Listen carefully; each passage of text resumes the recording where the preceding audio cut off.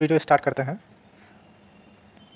राष्ट्रीय प्रदेश, जिसमें पहला टॉपिक है आम आदमी पार्टी। अब फिलहाल हाल ही में आम आदमी पार्टी को नेशनल पार्टी का दर्जा दे दिया गया है। क्या किया गया है? जब आम आदमी पार्टी थी उसको नेशनल पार्टी का दर्जा दिया गया है। अभी पार्टी का दर्जा देता कौन है? ये पार्टी का दर्जा, नेशनल पार्टी का दर्जा चुनाव आयोग देता है, और उसके लिए एक आदेश है। कौन सा आदेश है? वो आदेश है चुनाव चिन्ह आरक्षण व आवंटन आदेश 1968। ये आदेश के तहत आम आदमी पार्टी को नेशनल पार्टी का दर्जा दिया गया। अब इसमें 3 क्राइटेरिया हैं जिसको फुलफिल करने के बाद ही किसी पार्टी को नेशनल पार्टी का दर्जा दिया जाता है। उसके लिए 3 क्राइटेरिया कौन कौन से हैं देखते हैं। पहला है लोकसभा या विधानसभा। लोकसभा या विधानसभा के जो आम चुनाव होते हैं उसमें किसी पार्टी को 6% वोट, कुल वोट का 6% प्राप्त होना चाहिए, और ये जो 6% है ये 4 राज्यों से हो। 6% वोट प्राप्त हो और ये कुल 4 राज्यों से प्राप्त हो, प्लस उसके साथ लोकसभा की जो न्यूनतम सीट है उसमें से 4 सीटें इनको प्राप्त हो। मतलब 6% वोट वैल्यू, 6% वोट किसी भी 4 राज्यों से, और 4 सीटें लोकसभा से। ठीक है। उसके बाद दूसरा क्राइटेरिया क्या है कि जो लोकसभा का चुनाव होता है उसमें लोकसभा की जो 2% सीटें हैं वो प्राप्त हों। 2% सीटें मतलब नियर अबाउट 11 सीटें। नियर अबाउट 11 सीटें किसी भी पार्टी को प्राप्त है, और ये 11 सीटें 3 राज्यों से होनी चाहिए। 11 सीटें जो हैं ये 3 राज्यों से कोई दल प्राप्त कर लेता है तो उसे नेशनल पार्टी का स्टेटस मिल जाता है। तीसरा जो प्रोविज़न है वो ये है 4 या अधिक राज्यों से स्टेट पार्टी का उसे दर्जा प्राप्त हो। किसी पार्टी को 4 या अधिक राज्यों से में उसे स्टेट पार्टी का दर्जा प्राप्त हो, जो कि आपको इसी प्रोविज़न के तहत नेशनल पार्टी का दर्जा दिया गया है। आपको जो 4 राज्य हैं जहाँ पे वो नेशनल पार्टी बनी हुई है वो है पंजाब, गोवा, दिल्ली और एक गुजरात। ठीक है। इन 4 राज्यों में आपकी पार्टी बनी हुई है, राज्य स्टेटस बना हुआ है राज्य पार्टी का। ठीक है। अभी हाल ही में चुनाव आयोग ने 3 पार्टियों का जो नेशनल पार्टी का दर्जा था वो छीन लिया है। वो कौन कौन से हैं देख लेते हैं। एक है AITMC, एक है AITMC जिसको अखिल भारतीय तृणमूल कांग्रेस कहते हैं, ये बनर्जी की पार्टी है। और दूसरा है भारतीय communist party, CPI, only CPI है। ठीक है, ना कि CPIM। ठीक है, भारतीय कम्युनिस्ट पार्टी। और तीसरी पार्टी है जो भारतीय राष्ट्रवादी कांग्रेस पार्टी, NCP। ठीक है, जैसे कांग्रेस पार्टी से वो कन्फ्यूजन ना करें बिल्कुल भी, ये राष्ट्रवादी कांग्रेस पार्टी है। ठीक है, INC नहीं है। ओके, तो कुल मिला के अभी जो नेशनल पार्टीज हैं वो उनकी संख्या हो गई है 6। ठीक है, नेशनल पार्टियों की संख्या हो गई है 6। और ये कौन कौन से हैं देख लेते हैं। INC जो कि भारतीय राष्ट्रीय कांग्रेस है, जिसकी स्थापना 1885 में हुई थी। BJP, ठीक है, बहुजन समाजवादी पार्टी, भारतीय कम्युनिस्ट पार्टी, मार्क्सवादी। ठीक है, CPIM ओनली, और वो CPI था, नेशनल पीपुल्स पार्टी और आम आदमी पार्टी। ठीक है, नेक्स्ट न्यूज़ की ओर चलते हैं। Vibrant village programme. अब ये क्या है? वाइब्रेंट विलेज प्रोग्राम क्या है? तो वाइब्रेंट विलेज प्रोग्राम के तहत क्या किया जा रहा है कि जो सीमावर्ती गांव होते हैं, जो जैसे चीन के साथ हमारे जो सीमावर्ती गांव हैं, उनके इंफ्रास्ट्रक्चर लेवल पे विकास किया जाता है, वहाँ पे अवसंरचनात्मक विकास किया जाता है, जैसे रेलवे ट्रांसपोर्ट हेतु। ठीक है, अब इसका उद्घाटन किसने किया? तो इसका उद्घाटन किया है गृह मंत्री अमित शाह जी ने। ठीक है, गृह मंत्री अमित शाह जी ने कहाँ पर किया है? अंजाव जिले में। ये कहाँ पे है? अरुणाचल प्रदेश के अंजाव जिले में किबुथी गाँव में। ठीक है, किबुथी गाँव में इसका लॉन्च किया गया है। ठीक है, अब इसका देखते हैं पैकेज वगैरह क्या है, किन किन राज्यों में ये लॉन्च किया जाएगा। तो ठीक है, वाइब्रेंट विलेज प्रोग्राम देखते हैं। पहला तो ये देखिए 4800 करोड़ रुपए का पैकेज है इसका। ठीक है, और ये हिमाचल प्रदेश, उत्तराखंड, अरुणाचल प्रदेश और सिक्किम, प्लस उसके साथ ये लद्दाख में भी इसको लॉन्च किया जाएगा। ठीक है, और ये 2025-26 तक वैलिड रहेगा। ठीक है, उसके बाद देखते हैं। अब चुनाव होता है, यहाँ पे 3 जगह पे चुनाव हुआ था अभी पूर्वोत्तर भारत में। तो ये क्या है? ये क्या है? मेघालय, नागालैंड और त्रिपुरा। ठीक है, मेघालय, नागालैंड और त्रिपुरा। यहाँ की जो सीटें हैं विधानसभा की वो कितनी हैं? 60। तीनों जगह पे 60-60 सीटें हैं। ठीक है, तो याद करने में समस्या नहीं होगी। बस यहाँ पे हमें देखना है कि कौन CM बने हुए हैं और कौन विधानसभा अध्यक्ष बने हुए हैं। ठीक है, तो जो मेघालय है उसमें जो CM बने हुए हैं, ठीक है, मेघालय के जो CM बने हुए हैं वो है के संगमा। ठीक है, यहाँ पे लिखा हुआ है के संगमा, यहाँ के CM बने हुए हैं।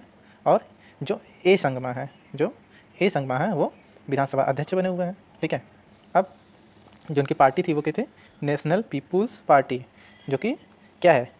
ये नेशनल पार्टी में एक पार्टी है, 6 पार्टी में से एक पार्टी ये भी है। ठीक है, उसके बाद नागालैंड का चुनाव में देखते हैं। अब नागालैंड का चुनाव हुआ तो यहाँ पे एक फैक्ट है कि 60 सीटें तो है ही हैं, उसमें से जो है 59 सीटें क्या हैं? STs के लिए रिजर्व्ड हैं। तो यहाँ पे जो 59 सीटें हैं वो एसटीज़ के लिए रिजर्व्ड हैं, ठीक है। और फिर देखते हैं नागालैंड के बारे में क्या है। यहाँ के जो पहले देखते हैं, ये देखें एक फैक्ट यहाँ पे है नागालैंड में। तो यहाँ पे एक विधायक हैं जो पहली बार महिला विधायक निर्वाचित हुई हैं, हेकानी जखालू, ओनली हेकानी जखालू महिला विधायक नियुक्त हुई है यहाँ की, ठीक है। अब सीएम की बात करें तो सीएम है नेफ्रियो, और जो विधानसभा अध्यक्ष हैं वो हैं लोंग कुमेर, ठीक है। विधानसभा अध्यक्ष हैं लोंग कुमेर। यहाँ की पार्टी है नेशनल डेमोक्रेटिक प्रोग्रेसिव पार्टी, ठीक है। आगे बढ़ते हैं त्रिपुरा में देखते हैं। यहाँ पे भी 60 सीटें मैंने पहले ही बताया था। और यहाँ के जो सीएम बने हैं वो हैं मणिक साहा जी, यहाँ के सीएम बने हैं मणिक साहा जी। और यहाँ पे जो विधानसभा अध्यक्ष हैं वो हैं विश्वबंधु, ठीक है। ओनली विश्वबंधु याद करिए, फुल नेम याद करेंगे समस्या हो जाएगी, एग्जाम टाइम पास है, मेमोराइज होने में समस्या होगी, ठीक है। और त्रिपुरा में जो पार्टी बनी है वो बीजेपी की बनी है, त्रिपुरा में पार्टी बीजेपी की बनी हुई है, ठीक है। अब देखते हैं, ठीक है। अब है एक रिपोर्ट है इंडिया जस्टिस रिपोर्ट, ठीक है। क्या है? India justice report. तो ये 4 पिलर्स पे इसका रिपोर्ट्स रहता है। वो 4 पिलर्स हैं, मतलब 4 स्तंभ हैं, पुलिस, जेल सिस्टम, ठीक है, न्यायपालिका जुडिशरी, कानूनी सहायता, लीगल एड्स, ठीक है। इन चारों पिलर्स पे बेस पे ये राज्यों की रैंकिंग प्रदान करती है, ठीक है। अब इसमें देखिए ये 3rd संस्करण था, इसका 3रा संस्करण था। अब इसमें बहुत सारी संस्थाएं हैं जिन्होंने अपना योगदान दिया है, तो इसको हमें याद करने की ज़रूरत नहीं है, ठीक है। बस ये याद रखना है कि इसमें कौन सा लास्ट है, कौन सा फर्स्ट है, क्या है, बस ये देखना है। तो इसमें देखते हैं, जैसे बड़े राज्यों की श्रेणी में अगर देखा जाए, बड़े राज्यों की श्रेणी में कर्नाटक फर्स्ट है, उत्तर प्रदेश लास्ट है, वेरी इंपॉर्टेंट, ठीक है। उत्तर प्रदेश लास्ट है, तो इसे याद रखना बहुत जरूरी हो गया है। छोटे राज्यों की श्रेणी में सिक्किम फर्स्ट पे है, गोवा लास्ट पे है, ठीक है। सिक्किम फर्स्ट पे है, गोवा लास्ट पे है, इसे याद रखिएगा, ठीक है। वही बोला, Karnataka first, UP last, Sikkim first, Goa last, ठीक है। 4 पिलर्स, इसको याद कर लीजिएगा। इंडिया जस्टिस रिपोर्ट के बारे में यह है, ठीक है। अब देखते हैं एक है एमवी गंगा विलास, ठीक है। एमवी गंगा विलास, अब ये क्या है? ये नदी क्रूज है जो कि विश्व की सबसे लंबी है। एमवी गंगा विलास ये नदी क्रूज है जो विश्व की सबसे लंबी है, और ये 3200 किलोमीटर का सफ़र तय करेगी। अब 3200 किलोमीटर का ये सफ़र तय करेगी, तो कहाँ से कहाँ तक करेगी ये हम लोग देख लेते हैं आगे चल के, ठीक है। 3200 किलोमीटर सफ़र तय करेगी। अब एक अधिनियम है, राष्ट्रीय जलमार्ग अधिनियम 2016, जिसके तहत हमारे यहाँ जो NW है, नेशनल वाटरवेज, ठीक है, उनकी संख्या 111 है, ठीक है। नेशनल वाटरवेज की संख्या 111 है। अब एमवी गंगा विलास आया है तो मोदी जी आएंगे ही, तो मोदी जी आए हैं तो फिर मोदी जी कहाँ जाएंगे वाराणसी, जहाँ पे उनका फेवरेट सिटी है। वहीं से इन्होंने एमवी गंगा विलास को हरी झंडी दिखाकर रवाना किया। अब ये कहाँ से कहाँ तक जाएगी? तो वाराणसी में तो हरी झंडी दिखी गई है, तो वाराणसी से स्टार्ट होगी और असम के डिब्रूगढ़ जिले के बोगीबिल में जाकर इसे यात्रा पूर्ण होगी, जो कि 3200 किलोमीटर है, ठीक है। और ये कुछ बांग्लादेश से भी होकर जाएगी क्षेत्रों से, ठीक है। उसके बाद फिर देखिए मैंने बोला कि ये जो NW1 NW2 इन 2 वाटर बेस से होके गुजरेगी। NW1 और NW2 आप लोग देख लीजिएगा ये कहाँ से कहाँ तक है इसका, क्योंकि एग्जाम में पूछता है कि जैसे NW1 जो है वो हल्दिया से प्रयागराज है, और जो NW2 है वो धुबरी से सदिया तक जाती है, ठीक है। ये 50 पर्यटन स्थलों को कवर करेगी, ठीक है। और जो एमवी गंगा विलास है उसका जो संचालन किया जा रहा है प्राइवेट कंपनी है जी, है अंतारा रिवर क्रूज, उसकी तरह इसका संचालन किया जा रहा है, ठीक है।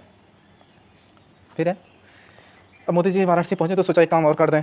वो क्या? वो ये है कि टेंट सिटी का उद्घाटन कर दिया इन्होंने यहाँ पे, ठीक है। बस ओनली इतना याद रखना, टेंट सिटी यूपी के किसी ज़िले में है, तो वो है वाराणसी ज़िले में, ठीक है। उसके बाद देखते हैं केरल उच्च न्यायालय।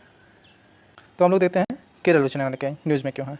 तो केरल उच्च न्यायालय इसलिए न्यूज़ में है कि इन्होंने अभी जो अपनी डिसीजंस थे, वर्डिक्स थे, उसको इन्होंने क्षेत्रीय भाषाओं में दिया है, मतलब मलयालम में इन्होंने अपने डिसीजन दिए ताकि वहाँ के आम जनता है जो उस चीज़ को समझ सके, क्योंकि कभी इनके ज़्यादातर डिसीजन जो होते हैं वो इंग्लिश में होते हैं, इसलिए कॉमन लोग वहाँ के समझ नहीं पाते हैं। तो ये सब केरल ने किया पहली बार, और ऐसे करने के लिए एक सर्वोच्च न्यायालय ने एक कमेटी भी बना रखी है, सुप्रीम कोर्ट ने कमेटी भी बना रखी है कि जो भी डिसीजन हो उनका क्षेत्रीय भाषा में अनुवाद किया जाए। इसके लिए कमेटी है अभय ओका कमेटी को इसकी नियुक्ति की गई है, ताकि जो भी डिसीजन हो उसका जो अनुवाद हो क्षेत्रीय भाषाओं में किया जा सके, ठीक है, हो गया। ये इसीलिए केरल उच्च न्यायालय वो था न्यूज़ में। और अब देखते हैं निर्वाचन आयोग का मैटर, ये काफ़ी इंपॉर्टेंट है, पूछा जाना तय है। निर्वाचन आयुक्त, अब क्या निर्वाचन आयुक्त मैटर, देखिए होता क्या है, निर्वाचन आयुक्त की जो नियुक्ति है वो अनुच्छेद 324(2) के तहत होती है। अब इसमें नियुक्ति कौन कौन करता है? तो जब तक इनकी नियुक्ति के लिए एक प्रधानमंत्री जी का रहते हैं, उनके नेतृत्व में जो मंत्रिपरिषद होता है, उनकी सलाह से राष्ट्रपति जी उनका नियुक्ति कर देते हैं, ठीक है। तो इससे होता क्या था, विपक्षी लोग तो आ ही नहीं पाते थे, इससे पक्षपात होने की संभावना रहती थी कि हाँ भैया अब अपने जान पहचान के लोग का जो विड्री होगा तो उन्हीं के लिए काम करना चाहेंगे, इससे पारदर्शिता की कमी होने के चांसेस बढ़ जाते थे। तो सुप्रीम कोर्ट ने इसे हस्तक्षेप किया और कहा कि नहीं, ऐसा नहीं होना चाहिए। तो उसने सुप्रीम कोर्ट ने कि एक 5 सदस्यीय बेंच थी, 5 सदस्यीय संवैधानिक पीठ थी, जिसकी अध्यक्षता एम जोसेफ कर रहे थे, उन्होंने कहा कि नहीं, एक समिति होनी चाहिए, ठीक है, जिसकी सिफारिश के आधार पर ही राष्ट्रपति उनकी नियुक्ति करेंगे, चुनाव आयुक्तों की, ठीक है, चुनाव आयुक्तों की नियुक्ति करेंगे। अब इसमें समिति में कौन कौन लोग होंगे, तो समिति में होंगे पीएम, लोकसभा के विपक्ष के नेता और भारत के मुख्य न्यायाधीश, इन दोनों लोगों द्वारा ही नियुक्ति की जाएगी चुनाव आयुक्तों की, ठीक है, जब तक कोई कानून संसद पारित ना कर दे तब तक, ठीक है। आगे बढ़ते हैं, जो बता दिया मैंने 5 सदस्यीय संविधान पीठ थी। संविधान पीठ के बारे में ये जान लीजिए आप लोग कि जो संविधान पीठ होती है उसमें जो न्यायाधीशों की संख्या होती है मिनिमम 5 होती है, और मैक्सिमम की अभी कोई लिमिट नहीं है। फिलहाल केशवानंद भारती केस में ये 13 सदस्यीय पीठ बनी थी, जो कि अब तक की सबसे बड़ी पीठ है। उसके बाद गोलकनाथ है, जो कि 11 सदस्यीय पीठ बनी हुई है, ठीक है। ये कुछ फैक्ट्स हैं जो मैंने आपको बताया। उसके बाद देखते हैं रिपोर्ट है एक, ये प्रथम एनजीओ द्वारा निकाली जाती है, जिसका नाम है असर report, annual status of education reports.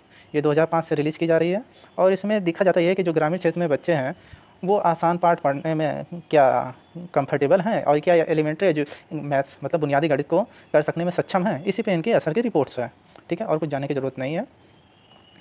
Hubli junction के बारे में जान लीजिए क्यों न्यूज़ में। तो हुबली जंक्शन क्या है, ये कर्नाटक का एक जंक्शन है, रेलवे जंक्शन है, जो कि अभी विश्व का सबसे लंबा रेलवे प्लेटफॉर्म बन गया है। अब इसकी लंबाई 1507 मीटर है, मतलब 1 किलोमीटर 507 मीटर हो गया। इससे पहले कौन सा सबसे लंबा रेलवे प्लेटफॉर्म था, तो वो अपना गोरखपुर का रेलवे प्लेटफॉर्म था, जो कि अभी तक का सबसे लंबा प्लेटफॉर्म था, ठीक है। ये सब दिया हुआ है, बाकी जानने की ज़रूरत नहीं है। विदिशा, अब विदिशा न्यूज़ में क्यों है भैया, ये आकांक्षी जिला है, ठीक है। तो यहाँ पे 5G टेक्नोलॉजी लागू करने वाला पहला आकांक्षी जिला बन गया है, क्योंकि ये ऐसे आकांक्षी जिले ऐसे होते हैं जो अल्प विकसित होते हैं, ठीक है। तो एक स्कीम चलाई गई थी, ठीक है, उस स्कीम को जनवरी 2018 में लॉन्च किया गया था। वो है आकांक्षी जिला कार्यक्रम, मतलब एस्पिरेशनल डिस्ट्रिक्ट प्रोग्राम, जो कि 2018 में लॉन्च हुआ था। इसमें 12 जिले को चयनित किया गया था, जिसमें यूपी के 8 जिले चयनित हुए थे। कौन कौन से, बहराइच, बलरामपुर, चंदौली, चित्रकूट और सिद्धार्थनगर, सोनभद्र। उसके बाद फतेहपुर, श्रावस्ती, ठीक है।